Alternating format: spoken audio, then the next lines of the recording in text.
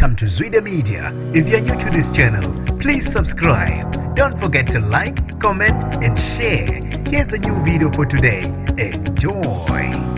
Ukuqume isilile enkantolo yemantshi yaseThekwini ngesikhathi kudlala ividiyo ebivezwe wesilisa ekwaze ebulala ngehluku ingoduso yakhe. Nginibingelele ngiphinde ngilamukele ezindabeni zeZwida Media. Igama lami ngusibonga konke wakandwande Mothanda, ungangibiza intatheli eka YouTube. Kube usizi lodwa kwaqhuma isilile enkantolo namhlanje eThekwini ngesikhathi kuvela noma kubuka ividiyo ehlasimulisa umzimba kubonakala ummangalelo umnumzane Mhleli Ndaba oneminyaka engu-31 ebulala ingoduso yakhe unkosikazi Dima Phohlo naye owayeneminyaka engu-31 esigamekweni esenzeka ngonyaka ka-2023.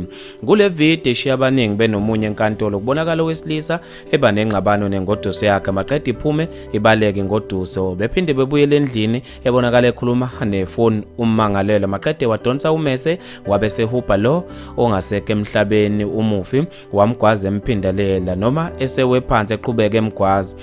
Kubeke sekuba nomunye enkantolo umndeni wakhihla isililo sikaNandi njengoba ividiyo ibibukeka isabisa kakhulu. Abephelezele ummangalelo bebuka ividiyo bebejule ngendlela emangalisayo ngesikhathi iqhubeka ividiyo idlala. Ummangalelo beqolozele udonga ngakolunye uhlangothi imantshi bilokhu imbuka kancane ummangalelo maqede ibhale phansi. Icala libe selihlehliselwa inyanga ezayo emva kokuba ke ummangalelo watshela inkantolo ukuthi akasakhumbuli ukuthi kwenzakalani ngalo usuku lesigameko. Lolu ke bafethu udaba oluke labasematheni ngawo unyaka ka-2023 olathinta abaningi ezigudleni zokuxhumana. Ngizofisa mina ukuze ukuphala kwakho ngalo lo daba khona lapha kwi-comment section. Mina nje ngentathela YouTube sengiphuma kanje ngithi ungibambe evidweni elandelayo.